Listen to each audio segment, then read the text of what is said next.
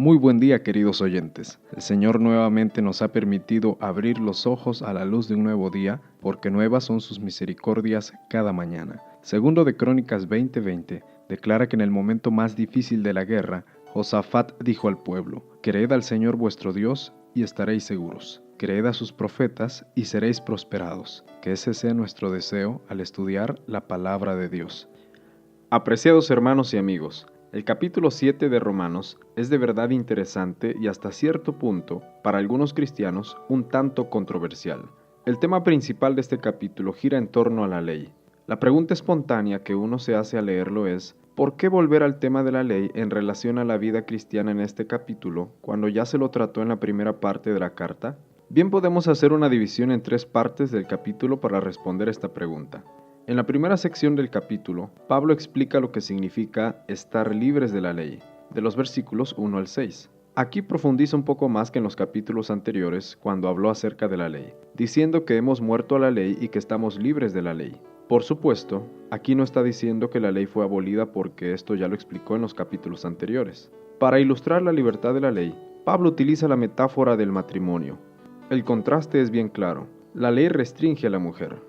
La muerte del marido la libera. La muerte del marido anula, destruye el estatus de la mujer como esposa, por lo que al morir el marido ella queda libre para casarse. Con esta ilustración, Pablo asume que el cristianismo está casado previamente con la ley y por lo tanto bajo su autoridad. Señala que hubo una muerte que lo libró de la ley. Esta muerte se llevó a cabo mediante el cuerpo de Cristo en la cruz. Él murió en nuestro lugar. Dicho de otra manera, el cristiano ha muerto con él. Cabe aclarar que la ley es la que indica el castigo por el pecado y una vez que se muere al pecado, se muere también a la ley. Por lo tanto, al haber participado con la muerte de Cristo, la maldición y el castigo de la ley han sido eliminados. El cristiano está listo para unirse con otro hombre, es decir, con Cristo. ¡Qué hermosa lección! Estar muerto a la ley o estar libre de la ley no significa que tú vivas una vida sin ley. Significa sencillamente que la motivación y la dinámica de tu vida no viene de la ley, sino de la gracia de Dios por medio de tu unión con Cristo. Con razón Cristo dijo: Yo soy la vid y vosotros los pámpanos. El que permanece en mí y yo en él, éste lleva mucho fruto, porque separados de mí, nada podéis hacer. En la segunda sección del capítulo, Pablo realiza una defensa de la ley, de los versículos 7 al 12. Aquí Pablo presenta pincelazos de su vida pasada. Tanto aquí como en la siguiente sección, utiliza frecuentemente el pronombre personal. Todo esto gira en torno a yo, mí, me, conjugando los verbos en tiempo pasado. Por si acaso alguien entendió mal la sección anterior, comienza este segmento defendiendo la ley. Señala que la ley no es pecado, por el contrario, es santa, justa y buena. Dice que la ley revela el pecado en el sentido de que por la ley se conoce al pecado. Agrega que la ley provoca el pecado en el sentido de que la ley revela la voluntad de Dios y hace dolorosamente visible lo que está mal. Es como si Pablo te dijera esta mañana, tratando de mostrarte una segunda lección espiritual: amigo, por la ley es que te das cuenta que vives en el pecado, pero también por la ley conoces el perdón y la misericordia del Dios Todopoderoso. Aunque la ley señale tu desgracia, tu deseo rebelde y tus motivos egoístas con tanta claridad, también es cierto que la misma ley, no pudiendo resolver el problema de tu pecado, te conduce hacia Cristo tu Salvador. Ve a Cristo esta mañana y deja tu carga de pecados en Él. La promesa ya está hecha. Cristo te dice: yo te haré descansar. En el tercer segmento, el capítulo presenta una lucha interior en el ser humano, un conflicto interno, de los versos 13 al 25. Pablo habla de la realidad del conflicto entre el bien y el mal que vive diariamente un individuo. Una vez más, Pablo habla en primera persona utilizando más de 40 veces el pronombre personal, con la diferencia que los verbos aparecen aquí en tiempo presente, lo que hace pensar que Pablo está hablando de su vida cristiana actual. Pablo es ese hombre.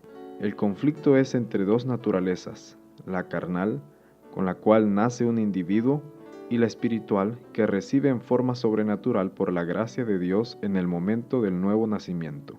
El riesgo de un cristiano que ha nacido de nuevo todavía está allí.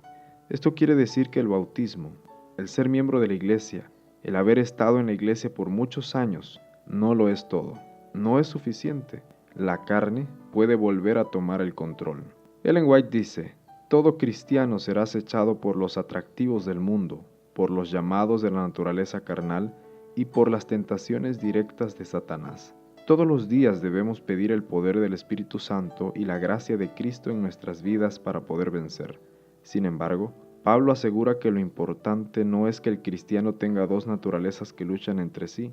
Lo que es crucial es estar consciente que ambas luchan y una de ellas va a tomar el control absoluto. Lo que Pablo está queriendo decir es que para vencer a la naturaleza carnal, necesitas cooperar con el poder de Dios.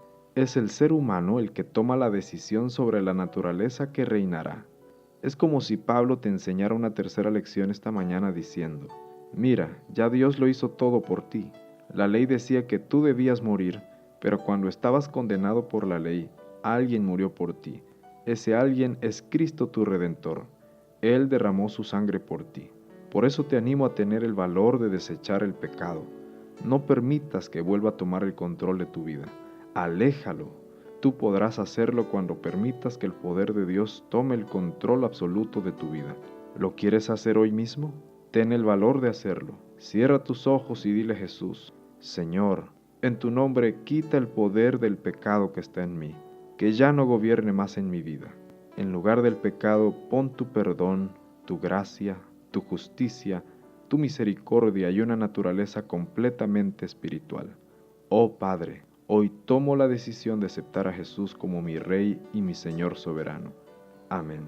Recordemos las 3 lecciones de este capítulo. La motivación y la dinámica de tu vida no viene de la ley, sino de la gracia de Dios por medio de tu unión con Cristo. La ley no puede resolver el problema de tu pecado, te señala el pecado y te conduce hacia Cristo tu Salvador. Porque Cristo ya murió por ti, en su nombre no permitas que el pecado vuelva a tomar el control de tu vida. Clama por una naturaleza espiritual y que Cristo sea tu Señor. Que Dios te bendiga.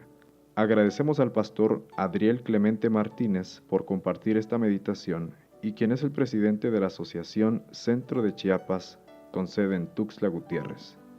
Este programa, Señor Transfórmame, es cortesía del Sistema Educativo Adventista, plantel 5 de Mayo, en la ciudad de Tuxtla Gutiérrez, Chiapas. Queremos invitarles a compartir con otros esta bendición.